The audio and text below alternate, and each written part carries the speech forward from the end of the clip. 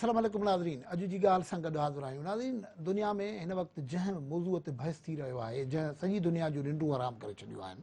उहो आहे अफ़गानिस्तान में पैदा थींदड़ नओं मंज़रनामो। उतां जेकी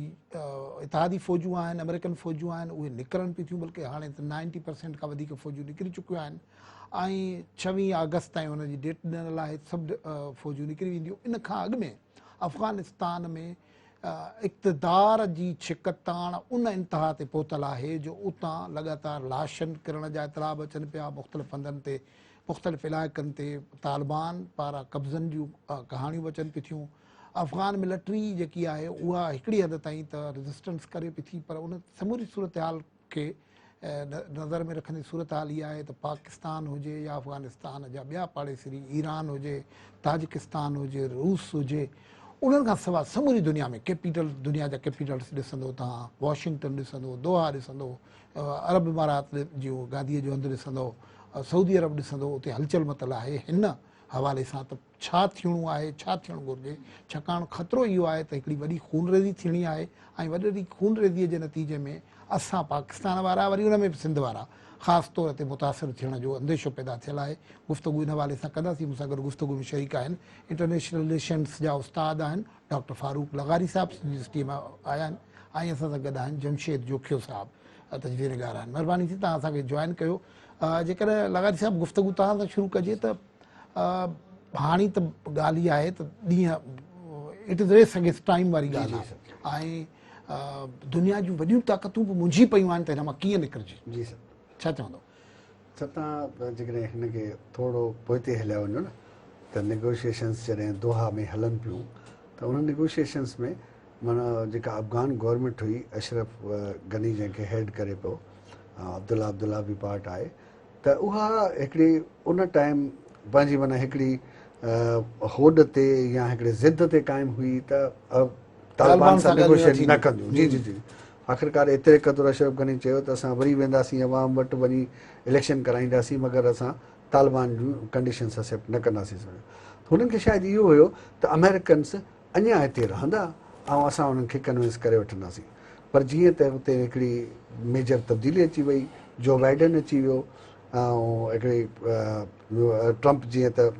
हे प्रोसेस सॼो स्टार्ट बि ट्रम्प कयो हो, पर ट्रम्प हलियो वियो त पोइ जो बाइडन माना क्लियर कट ॿुधाए छॾियो त बाबा असांखे अफ़गानिस्तान में निकिरणो आहे, असां वधीक पंहिंजी जेके न्यू जनरेशन आहिनि, नई नसुल खे इहा वार ट्रांसफर न कंदासीं। सम्झो त जेका 20 सालनि खां जंग हले पई। जॾहिं डेडलाइन अची वई ऐं उन ते तेज़ी सां कमु शुरू थी वियो त भाई फोर्सिस खे ॿाहिरि कढो, ज़रूरु न आहे त डेडलाइन ताईं फोर्सिस वञनि। जीअं त हाणे बि चइबो आहे जो बाइडन जी तरफ़ां त 90% फ़ौजी असांजा निकिरी चुका आहिनि,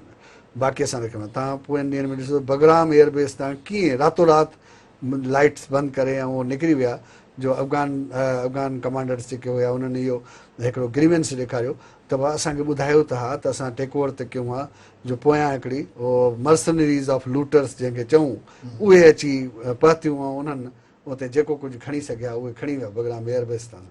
हाणे सिचुएशन इहा एॾी कॉम्प्लिकेटेड आहे जो इन जा इफेक्ट सभिनी ते पवंदा। हाणे जीअं त तालिबान लाइ चए थो वञे, तालिबान क्लेम कयो मास्को में उन ॾींहुं जॾहिं उनजा रिप्रेज़ेंटेटिव वेठा हुया त हुन क्लेम कयो त 85% अफ़गानिस्तान ते असांजो कब्ज़ो आहे।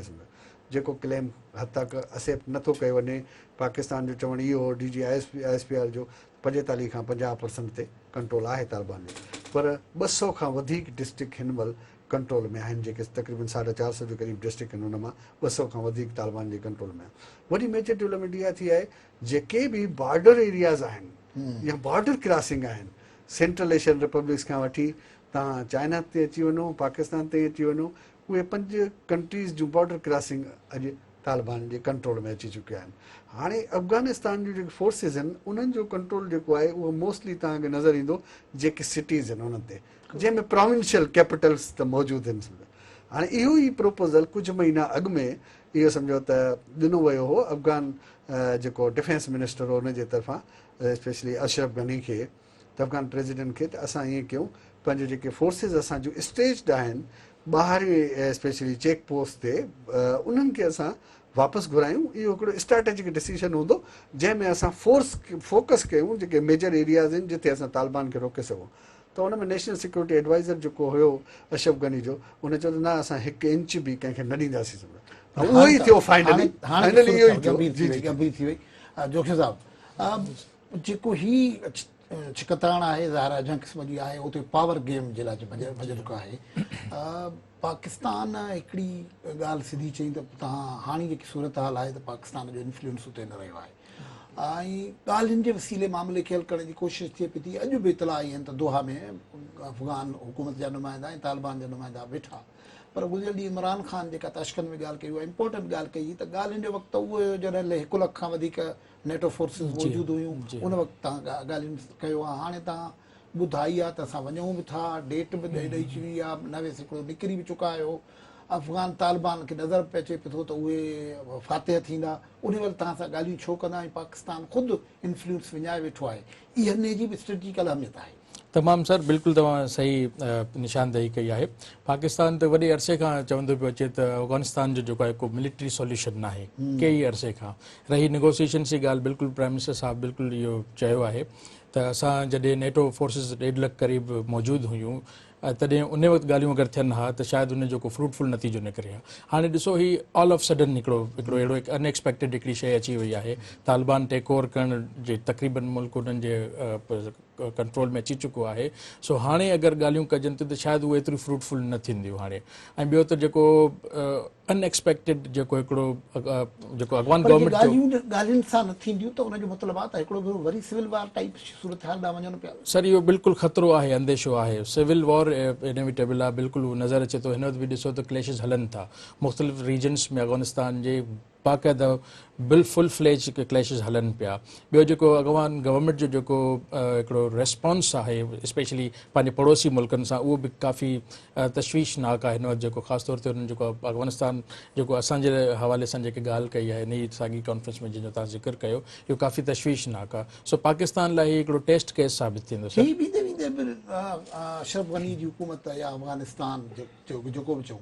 पाकिस्तान त हिन भेरे इहा ॻाल्हि त चई चुको आहे त असांजो तालिबान तां बि इन्फ्लुएंस आहे सतह जो न रहियो आहे पर उहे वरी चवनि पिया था ॾिसणु जेकी ताशकंद में तकीर थी उन में चयो त 10,000 विढ़ाक हुतां पता आहिनि पाकिस्तान खां एंटर थिया आहिनि जंहिंजे जवाब में इमरान ख़ान जेकी तकीर कई आहे उहा इम्पोर्टेंट जेकी थी पई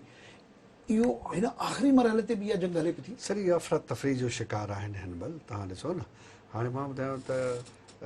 इंडियन इन्वेस्टमेंट तव्हां ॾिसो अफ़गानिस्तान में न वॾी इन्वेस्टमेंट कई आहे 23,000 करोड़ इंडियन रुपीज़ जेके आहिनि हाणे इंडियंस खे वॾो हिकिड़ो टाइम्स ऑफ न्यू इंडिया ते ॾिसां पियो त वॾो ख़तरो आहे त 23,000 करोड़ इहे इंडियंस बचाए सघंदा या न बचाए सघंदा माना वॾी हिकिड़ी डिस्कशन हले पई सम्झ जीअं इंडियंस तव्हां ॾिसो माण्हू पंहिंजा कढनि पिया हुतां सॼो स्टाफ कढी छॾियो अथऊं जेके हुते टेक्निकल स्टाफ उन्हनि जो कमु करे पियो उन्हनि खे ॿाहिरि कढे छॾियो अथऊं त उन मां तव्हां ॾिसो इन अफ़रा तफ़री मां नज़र अचे पियो त हिन महिल हिकिड़ी माना वॾे क्राइसिस जो शिकार आहे अफ़गान गवर्नमेंट ख़ुदि पाण जी जी जी गुफ़्तगू जारी रखूं था ब्रेक जो वक़्तु थियो आहे ब्रेक खां पोइ इन हवाले सां ख़ुशूसी तौर ते ॻाल्हि ॿोल कंदासीं त जेको हिन ख़िते में पॉलिटिकल असर थी सघनि था हिन समूरी सूरत हाल जे सियासत कहिड़ा नवां रुख अख़्तियार कंदी कहिड़ा नवां रीजनल पॉलिटिक्स कहिड़ा लकाव ॾेखारींदी पर ब्रेक वठूं था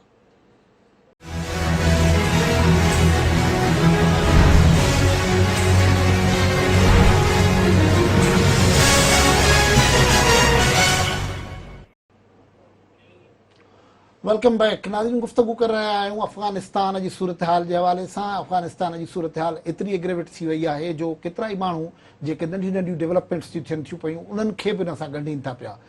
मिसाल तौरु अफ़गान एम्बेसडर जी धीउ मुबैना तौर ते अगवा थी आहे मिसाल तौरु दासूअ वटि बम जेको गाॾीअ ते हमलो थियो जंहिंमें चाइनीज़ इंजीनियर न मरी विया आहिनि ॿिया माण्हू जी शहीद थी विया आहिनि उनखां सवाइ अॼु जेको डेम ते कमु जेको आहे उहो बंदि थी वियो आहे उनखां सवाइ सीपेक जी जेकी जॉइंट कमेटी हुई उनजे इजलास मुलतवी थी वियो आहे त सियासत ते गहरा असर पवनि पिया था अफ़गान सूरत हाल जा असांखे जॉइन कयो आहे दिफ़ाई तजदीद निगार नवाज़ अली ख़ान साहब नवाज़ अली साहब महिरबानी तव्हां असांखे जॉइन कयो नवाज़ साहब छा ॾिसो पिया त एॾो तेज़ीअ सां असर पवणा आहिनि हिन ख़िते जे पॉलिटिक्स ते हिन अफ़गान जेको क्राइसिस पैदा थिए पियो या तव्हां छा पिया ॾिसो क्राइसिस पिया पैदा थियनि का अपॉर्चुनिटी आहे हुन में ॾिसो नवाज़ साहब सभ खां पहिरें त हिन महिल जेका सिचुएशन आहे उन में असांखे इहो ई महसूसु रही आहे त इहे क्राइसिस ॾींहं खां ॾींहं ॾींहुं वधी रहिया आहिनि। छा आहे जो जेके अफ़गान ओवरऑल जेके क्राइसिस आहिनि उनजे करे रीजन ते जेके असरात नज़र अची रहिया आहिनि, जंहिंजी सभ खां वॾी मिसाल कल्ह जेको वज़ीर आज़म पाकिस्तान जो उज़्बेकिस्तान में south and central Asia conference में अशरफ गनी जे तरफ़ां हिकिड़ो इल्ज़ाम हयो वियो त पाकिस्तान उते 10,000 पंहिंजा जंगजू मोकिलिया। उन टाइम ते ई वज़ीर आज़म जे तरफ़ां इन जी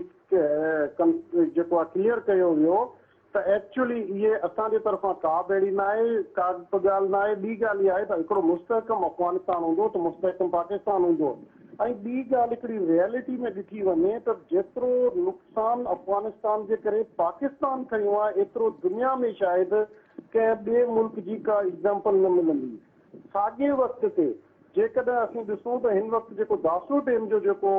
इशू हुयो जंहिंमें नॉन चाइनीज़ जी जेका हलाकत थी आहे उन जा तमामु गहरा असर आहिनि। चाइना उन ते तमामु वधीक कावड़ में आहे ऐं उन में जेकॾहिं उहे नव इंजीनियर आहिनि उहे टॉप लेवल जा जेके इंजीनियर हुया जेके CPEC जे हिकिड़े अहम प्रोजेक्ट जो अहम हिसो हुया ऐं उन्हनि खे टारगेट ठाहियो वियो आहे त उन जी इंक्वायरी ऐं इन्वेस्टिगेशन जे लाइ 15 चीनियन माहिरनि जी इन्वेस्टिगेशन टीम पाकिस्तान में पुॼी चुकी आहे। जॾहिं त सुभाणे असांजो वज़ीर दाख़िला शायदि चाइना ॾांहुं वञी रहियो आहे ऐं उन्हनि खे इन बारे में ब्रीफिंग ॾिनी वेंदी। हाणे जेके उन शइ जा ताना बाना मिली रहिया आहिनि उहे शायदि अमेरिका ऐं इंडिया सां मिली रहिया आहिनि। त इन तरह सां इहो हिकिड़ो ख़िते ते जेके इंटर हालतूं आहिनि उन में शायदि वधीक पाकिस्तान जे लाइ मसइला पैदा थी सघनि था। ॿी ॻाल्हि ॾिसो जेका अफ़गानिस्तान जी सिचुएशन जी जेका अॻु में तव्हां ॻाल्हि कई उनमें अशरफ गनी अब्दुल्ला ऐं जेका ॿिया हींअर हिन वक़्तु जेके गवर्नमेंट में आहिनि उहे इंतिहाई कमज़ोर जेका पोज़ीशन आहे हुन ते पुॼी चुका आहिनि। उन्हनि खां अफ़गानिस्तान इंटरनली कंट्रोल बि न पियो थी रहियो। ॿियो ॻाल्हि त अफ़गानिस्तान में तालिबान जी जेका हिन वक़्तु जी स्ट्रेटजी आहे उहा अफ़गानिस्तान खे चौधारी तरफ़ां बॉर्डर खां उन्हनि हिकिड़े मुनज़िम जेका प्लानिंग जे तहत कंट्रोल करे वरितो आहे। हाणे उहो अंदरि वारी तरफ़ काबल ऐं जेके ॿियूं मेन जेके कैपिटल सिटीज़ आहिनि या जेके ऑलमोस्ट अफ़गानिस्तान जा 420 ज़िला आहिनि उन्हनि में 150 खां 200 ज़िलनि खां वधीक ते कंट्रोल ऐं हावी थी चुका आहिनि। इन जे करे हाणे उहे अंदरूनी तौर ते आसानी सां उन्हनि खे कंट्रोल करे सघनि था। नवाज़ साहब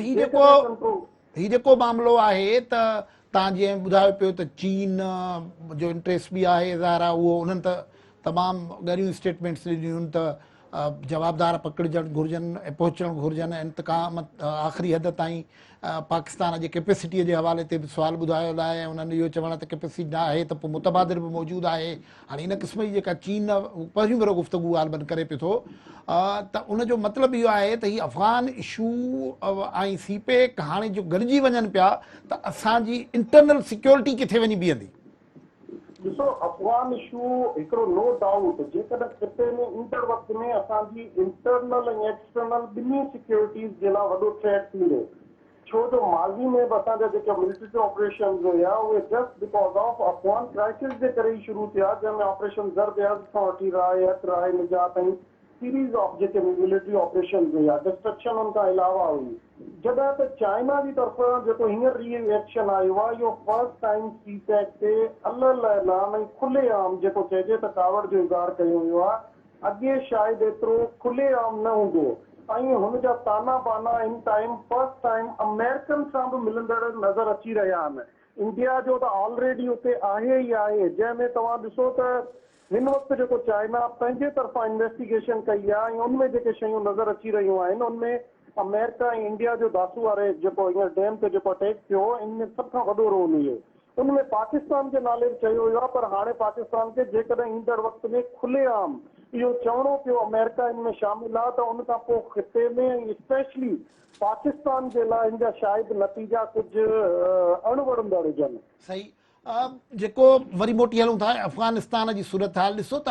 बज़ाहिर त स्टेक होल्डर्स ॾिसो हिकिड़ी अफ़गान हुकूमत पई सम्झी वञे ॿी तालिबान सम्झिया पिया वञनि। तालिबान त हिकिड़ी मेजॉरिटी सूरत हाल इहा आहे त पश्तून आबादीअ जा नुमाइंदा घणे मांगिया आहिनि पर हिन भेरे उन्हनि नॉर्थ खां शुरूआति कई आहे। नॉर्थ में बि मुख़्तलिफ़ ग्रुप्स जेके हुया उहे ट्रेडिशनली बि ईअं थींदो आहे त बाद में तमामु घणो अॻिते हली पोइ ऑर्गेनाइज़ थींदा आहिनि ऐं जेकॾहिं उहा सूरत हाल थिए थी त पोइ वरी रेजिस्टेंस जो हिकिड़ो नओं चैप्टर खुलंदो ग़ालिबन अफ़गानिस्तान में, उन जे करे सेक्टेरियन इम्पैक्ट ईंदा आहिनि, असां वटि ॿिया मामला बि ईंदा आहिनि, उन हवाले सां छा पियो ॾिसिजे? यकीनन ॾिसो, जेकॾहिं अफ़गानिस्तान में इहा जेका हलंदड़ क्राइसिस वधनि था, जंहिंजो अंदेशो बि आहे, नज़र बि अची रहियो आहे, हिकु त अफ़गानिस्तान में तालिबान जो कंट्रोल, इवन तव्हां ॾिसो नॉर्थ खां वठी सेंट्रल एशियन स्टेट्स में जेके बि इलाइक़ा आहिनि उन्हनि ते बि हावी थी चुका आहिनि, जंहिंमें पोएं ॾींहंनि में 1000 खां 1500 अफ़गान सरकारी फ़ौज जेके विढ़ंदड़ फाइटर्स फरार थी विया आहिनि। हिन खां तव्हां हिननि जी संगीन हालति जो अंदाज़ो लॻाए सघो था त कंहिं बि मुल्क जा विढ़ंदड़ वेराक 1000 खां 1500 ट्रूप्स उहे फरार थी वञनि ॿिए मुल्क में, त उते जी छा हालत हूंदी। ॿी ॻाल्हि, अफ़गानिस्तान में जेकॾहिं ऑलरेडी एतिरा अंदरूनी धड़ा आहिनि जेके माज़ी में बि काफ़ी वक़्त खां हिक ॿिए खां वढ़ंदा आया आहिनि, जंहिंमें गुलबदीन हिकमतयार हो, अहमद शाह मसूद हो, तालिबान जो करज़ई जा आहिनि ऐं ॿिया नंढा वॾा काफ़ी धड़ा आहिनि। हिन वक़्तु तालिबान यकीनन ॿियनि खां स्ट्रॉन्ग पोज़ीशन में आहिनि, पर उन्हनि जी वेड़ा हले पई। इन जो मतिलबु आहे त ईंदड़ वक़्त में सिविल वॉर जो अंदेशो आहे, ऐं जेकॾहिं सिविल वॉर आहे, उते ख़ल्फ़शार आहे, उते जेकॾहिं लाक़ानूनियत आहे, त उनजो सभ खां वधीक नज़लो ऐं सभ खां वधीक नुक़सानु पाकिस्तान खे अॻे बि भोॻियो आहे, आईंदा भोॻणो पवंदो। उनमें ॾिसो त अॻे जॾहिं फर्स्ट टाइम जॾहिं सोवियत अफ़गान थी, तॾहिं असां क्लैशनकोफ कल्चर ऐं हीरोइन कल्चर इंट्रोड्यूस थियो। उन खां पोइ तव्हां ॾिसो त असां वटि सिक्योरिटी इशूज़ हुया, सुइसाइड बॉम्बर्स आया। हिन वक़्तु बि जेकॾहिं इहे शयूं थियनि थियूं त ईंदड़ वक़्त में असांजे लाइ मज़ीद पेचीदगियूं। ऐं पाकिस्तान हींअर रिसेंटली इंटरनल सिक्योरिटी खे ॾाढी मुश्किल सां कवर करे हींअर अल्हम्दुलिल्लाह पाकिस्तान जी सूरत हाल बिल्कुलु पुरअमन आहे। ऐं उन वक़्त में जेकॾहिं इहे शयूं थियनि थियूं त पोइ इन जो मुस्तक़बिल में शायदि असांजे मथां काफ़ी अणवणंदड़ जेके तइलुकात ऐं हालतूं पैदा थींदियूं, जेके सिर्फ़ु अफ़गान क्राइसिस जे करे थींदियूं। बिल्कुलु लास्ट में ही ॿुधाइजो त जेको पाकिस्तान बार बार हाणे चवे थो पियो त असांजो तालिबान ते इन्फ्लुएंस हाणे न रहियो आहे, त उन जी सियासी तौर ते पाकिस्तान यानी स्पेस लूज़ कयो आहे, विथड्रॉ कयो आहे, छा थियो आहे इहो सभु कुझु? ॾिसो, पाकिस्तान हिकिड़ी जेका क्लियर कट स्टेटमेंट ॾिनी आहे, उन में ॾिठो वञे त तालिबान अॻे शायदि असांजे कंट्रोल में इन हद ताईं हुया जो उन्हनि जो कल्चरल ऐं पॉलिटिकल या उन्हनि जो रिलीजियस पॉइंट ऑफ व्यू सां पाकिस्तान जी मदरसनि खां काफ़ी हद ताईं फारिग तहसील हुआ। 9/11 खां पोइ जेका सूरत हाल थी, जंहिंमें स्पेशली मुला बिरादरान खे ऐं ॿियनि खे जेको अमेरिकन जे हैंड ओवर कयो वियो, उन खां पोइ तालिबान जो असांजे मथां काफ़ी हद ताईं एतमाद उथी चुको आहे। हींअर हिन वक़्तु अमेरिकन ऐं यूरोपियन जी त इहो यको चयो पियो वञे त पाकिस्तान शायदि उन्हनि खे प्रेशराइज़ करे सघे थो, पर पाकिस्तान जी कल्ह जी स्पेशली जेकॾहिं ॾिठो वञे त असां हिकिड़ी लिमिट ताईं उन्हनि खे चई था सघूं। ऐं हींअर ताईं जेके पीस टॉक्स इवन दोहा में हुजनि, जेकॾहिं कतर वारियूं हुजनि या रशिया में हुजनि, चाइना में हुजनि, इवन पाकिस्तान में हुजनि, त उहे बि पाकिस्तान जे करे ई थियूं आहिनि। इन शइ खे सम्झणो पवंदो, पर उनजो इहो मतिलबु न आहे त तालिबान असांजे कंट्रोल में आहिनि। जेका ऑलरेडी चयो पियो वञे त फैसिलिटेटर जे तौर ते त रोल प्ले थी सघे थो, पर हाणे उहे असांजी ॻाल्हि मञंदा या न मञंदा इन जी गारंटी नथी ॾिनी वञे। ॿी ॻाल्हि त तालिबान हींअर हावी थी चुका आहिनि, मोर देन जेकॾहिं चयो थो वञे त 80% एरिया खे ऑलरेडी उन्हनि तक़रीबन कंप्लीट करे चुकियो। वॾे में वॾी ॻाल्हि आहे त अमेरिकन जो इनखला, बग्राम एयरबेस, विड्रॉल नेटो फोर्सिस जो, इहे सभु सेक्टर आहिनि जेके तालिबान खे वधीक हावी ऐं उते असर अंदाज़ करण लाइ काफ़ी आहिनि। तंहिंखां पोइ तालिबान उते खुली तरह ते पंहिंजो रोल प्ले करण लाइ तयार आहिनि। उन सिचुएशन में यकीनन जेके ॿिया नंढा नंढा धड़ा आहिनि, उहे पंहिंजे तौर ते अलॻि थियण जे लाइ या अल्टरनेट ऑप्शन ॾियण जे लाइ या उन खां अलावा ॿियनि मुल्कनि ते इल्ज़ाम तराशियूं, जीअं लास्ट टाइम पाकिस्तान ते ॾिनी वियूं नाइब सदर जे तरफ़ां त पाकिस्तान जी सज़ाई आहे, कल्ह अशरफ गनी जे तरफ़ां स्टेटमेंट आई त 10,000 जंगजू। इहे हिकिड़ो मुंहिंजे ख़्याल में मायूसी पखेड़ींदड़ ऐं जेकॾहिं बिल्कुलु हिकिड़ो ख़तमु थींदड़ शइ हुजे त उहे आख़िर में एज़ ए लास्ट ऑप्शन जे तौर ते जीअं बेसमझी या बेकॾहिं का तुकी ॻाल्हि कई वञे त उहा कई वञे। महिरबानी नवाज़ अली साहब, तव्हां असांखे जॉइन कयो। जमशेद साहब, ॾिसो त सूरत हाल त तेज़ीअ सां तब्दील थिए पई थी। मिसाल तौरु जेको जंहिंजे लाइ असीं ॿाहूं खोले 79 में बीहूं पिया या 80s में 9/11 खां पोइ बि थियो, उन्हनि लाइ हाणे बॉर्डर बंदि आहिनि, त पोइ त वरी हिते बि इंतज़ाम अहिड़ो थियणु घुरिजे न। उहो उन सतह जी केतिरी तयारी आहे? सर बिल्कुलु पाकिस्तान हिकिड़ो क्लियर स्टैंड ॾेई चुको आहे पंहिंजे तरफ़ां। त मां 3 शयूं मेन हाईलाइट कंदुसि त असां को जेको आहे ड्रोन बेस न ॾींदासीं। असां जेको आहे पंहिंजी लैंड सॉइल जेका आहे उहा कंहिं फॉरेन कंट्री जी इन्वेजन लाइ यूज़ न कंदासीं ऐं तालिबान लाइ असांजो फ्लैक्सिबल हिकिड़ी पॉलिसी हूंदी। इहे जेके स्टेटमेंट आहे इहो क्लियर शो थी करे त पाकिस्तान जो जेको हाणे जेको नओं उभरंदड़ हिकिड़ो स्टांस आहे उहो वॾो माना ख़ैज़ आहे, जेको स्पेशली असांजे मक़सदु जेको आहे इहो आहे त असां वटि जेको वॾो वॾो थ्रेट आहे उहो सिक्योरिटी थ्रेट आहे हिन रीजन में। हिन वक़्तु अगरि हिन वक़्तु को सीपेक वग़ैरह जेको बि मुआशी अगरि तरक़ी लाइ बि अगरि ॾिसिजे त सभिनि खां वधि में वधि हिकिड़ो पीसफुल अफ़गानिस्तान, हिकिड़ो पीसफुल रीजन खे फ़ाइदो ॾींदो सर, ऐं हिकिड़ो अनरेस्ट अफ़गानिस्तान में पूरे रीजन खे अफेक्ट कंदी सर। फारूक साहब, तव्हांजो इनपुट मिसाल तौरु जेकॾहिं ही असां वटि स्पेस जीअं तालिबान जे हवाले सां चऊं था त असांजो लीवरेज घटिजी वियो आहे, त पोइ रीजन में असांजी पोज़ीशनिंग बि बदिलबी न? बिल्कुलु बिल्कुलु सर, ॾिसो हाणे हिन महिल जेको तालिबान आहिनि न, हुननि जी पोज़ीशन 90s वारी कान्हे का, जंहिंमें सिर्फ़ु पाकिस्तान जी ॻाल्हि ॿुधंदो हुया। उहे पहिरें मरहले में जॾहिं पहिरियां ईअं सम्झो ही तालिबान ऐं अॻियां तालिबान घणो बदिलियल हूंदा। बिल्कुलु घणो फ़र्क़ु आहे। पंहिंजे रीज़न इहा आहे, policies में। हा बिल्कुलु आहे। ॾिसो हिननि खे मास्को में वेठा आहिनि, कंहिं महिल बीजिंग में वेठा आहिनि, कंहिं महिल दोहा कतर में वेठा आहिनि, ही मेजर पावर्स सां ॻाल्हाइनि पिया वेठा। तव्हां ईअं न सम्झो त ही उहे तालिबान आहिनि जेके सिर्फ़ु पाकिस्तान जी ॻाल्हि ॿुधंदा। इहे अॻिते हली करे इहे बि थी सघे थो त उहे पाकिस्तान खे न ॿुधनि, माना पॉसिबिलिटी आहे त अॻिते हली करे ॾिसो पाकिस्तान ऐं कुझु ॿिया मुल्क जीअं फॉर एग्ज़ाम्पल असां इंडिया जी ॻाल्हि कयूं, उनजी पॉलिसीज़ में डिफरेंस रहियो आहे। जीअं इंडिया सपोर्ट कंदो रहियो आहे नॉर्दर्न अलायंस जी गवर्नमेंट खे हुते that were against Taliban. Pakistan जेको आहे उनजो हिकिड़ो न्यूट्रल स्टेंस रहियो त बाबा असां हिन जंग में तालिबान जे ख़िलाफ़ु, अफ़गान तालिबान जे ख़िलाफ़ु शामिल न थींदासीं या उनजी सपोर्ट न कंदासीं त उनजे ख़िलाफ़ु वार वेज कई वञे। त हाणे इहो स्टेंस हिकिड़ो फ्रेंडली रहियो आहे, पर इहो नथा चई सघो जीअं हिकिड़ो इन्फ्लुएंस कयो थो वञे त पाकिस्तान जीअं चाहे उएं थी सघे थो, ईअं नथो थी सघे। छो त तालिबान जेको आहे उहे बि तमामु घणा धड़ा आहिनि तालिबान जे अंदरि। सभिनी लेवल्स ते इन हवाले सां वज़ाहत करियो, प्राइम मिनिस्टर, DGI, सभु वज़ाहतूं कंदा रहनि था। बिल्कुलु बिल्कुलु बिल्कुलु। ॾिसो तालिबान में तमामु घणा धड़ा, तहरीक तालिबान पाकिस्तान बि तालिबान जे अंडर में कमु थी करे, अफ़गान तालिबान जे अंडर में। तव्हां सोचो काफ़ी अहिड़ा धड़ा आहिनि जेके पाकिस्तान खे कोन था ॿुधनि। उन्हनि जी इहा पॉसिबिलिटी आहे त इहे धड़ा असांजे ख़िलाफ़ बि कमु करे सघनि था, असांजे ख़िलाफ़ बि पाकिस्तान जे ख़िलाफ़ बि एक्शन खणी सघनि था। त पोइ असां इहो नथा चई सघूं त मुकमल हिकिड़ो तालिबान ऐं पख्तून, तव्हांखे ख़बर आहे अफ़गान पख्तून माना काफ़ी, पोइ तव्हां जॾहिं 90s जी ॻाल्हि कयो उन में बि जॾहिं पाकिस्तान उन्हनि खे चयो आहे फॉर एग्ज़ाम्पल जॾहिं ईरानी डिप्लोमेट्स उन्हनि अगवा कया हुया या चाइनीज़ जेके हुया कुझु अगवा कया हुयूं किडनैप, त उन्हनि खे जॾहिं छॾाइण जे लाइ पाकिस्तानी डेलीगेशन्स विया उन्हनि जवाबु ॾेई छॾियो असां न कंदासीं। पाण गुफ़्तगू जारी रखूं था, ब्रेक वठूं था।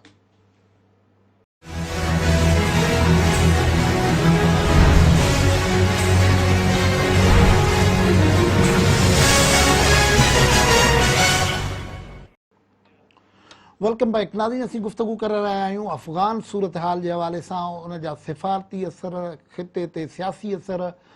दिफ़ाई माहिरनि बि पंहिंजो तजिज़ो ॾिनो। हिन वक़्तु असां सां राब्ते में आहिनि एम्बेसडर GR बलोच साहब। महिरबानी साईं, तव्हां जॉइन कयो असांखे। कुझु जेकी डेवलपमेंट्स थियूं आहिनि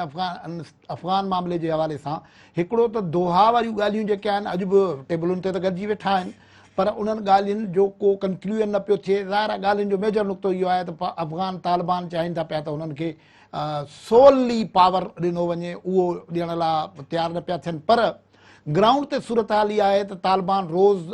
का न का जेकी चइजे थो पेशकदमी कनि था, का न का नई विक्ट्रीअ जी ॻाल्हि कनि था पिया। कीअं ॾिसो था पिया त इहो सीन पीसफुली अॻिते निकिरंदो या अॻियनि ॾींहंनि में ब्लड बाथ नज़र अचे पियो? नाज़ साहब, सची ॻाल्हि इहा त मां काफ़ी परेशानी जे जहिड़ोकर सां तमामु सूरत हाल गंभीर आहे ऐं ॻणती जो बि आहे। मुंहिंजे ख़्याल में इहा ई डिस्क्रिप्शन आहे।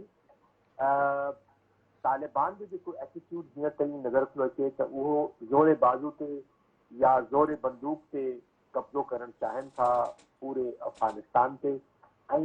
वरी साॻी तारीख़ लॻे ईअं थो त उहा तारीख़ दोहराई पे वञे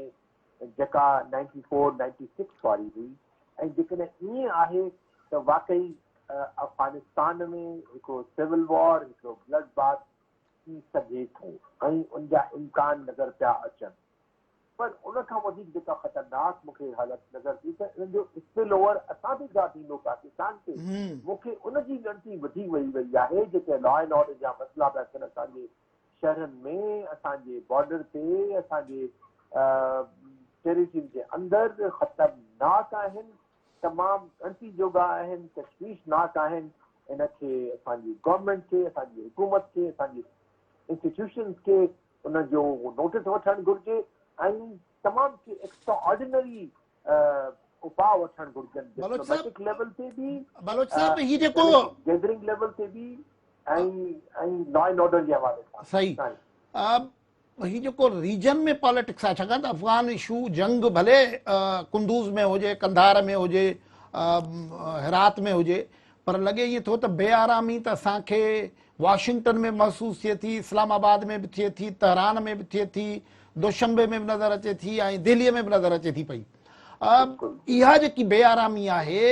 ऐं शयूं उणजनि उते पई थियूं, कोशिशि इहा पई थिए त उते उणजनि, इहा हिन ख़िते खे वठी केॾांहुं वेंदी? इहो ई वरी गिनती वारी ॻाल्हि इहा आहे त इंटरनल जेको डायनेमिक्स आहे अफ़गानिस्तान जो, उहो कंहिं तरह सां इंटरनल जेको रीजनल बैलेंस ऑफ पावर आहे, रीजनल जेको टग ऑफ वॉर आहे मुख़्तलिफ़ धुरियुनि जे दरमियान, जंहिंमें जिन तव्हां राजधानियुनि जो ज़िक्र कयो, उहे सभु राजधानियूं, उहे सभु हुकूमतूं इन में हिकु लिहाज़ सां इम्पैक्टेड बि आहिनि ऐं इन्वॉल्व बि आहिनि। ऐं मूंखे वरी ख़तरो इहो पियो नज़र अचे नाज़ साहब त वरी हिकिड़ी वॾी प्रॉक्सी वॉर अफ़गानिस्तान में जेका असां जुड़ंदी नज़र अचे पई मूंखे,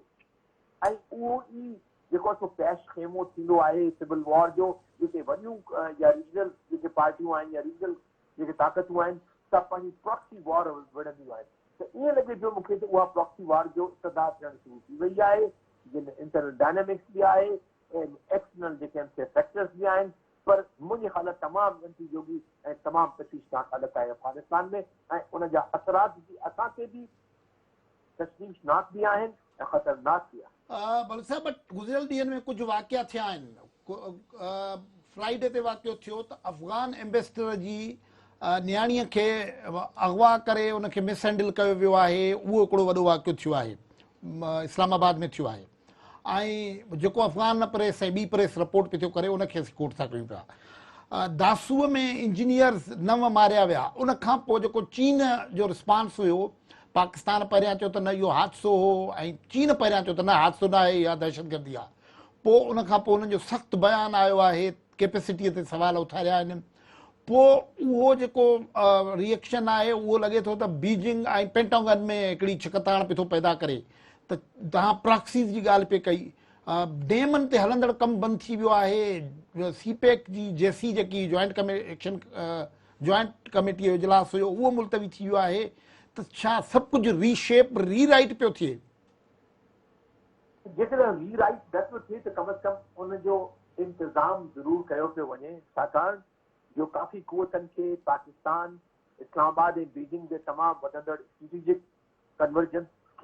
खे हो नापसंदीदा ॾिसनि पिया ऐं पंहिंजे लाइ ख़तरे जो हिकिड़ो ॾिसनि पिया मंज़र। ऐं उन सां गॾु वरी जेकॾहिं प्रो पाकिस्तान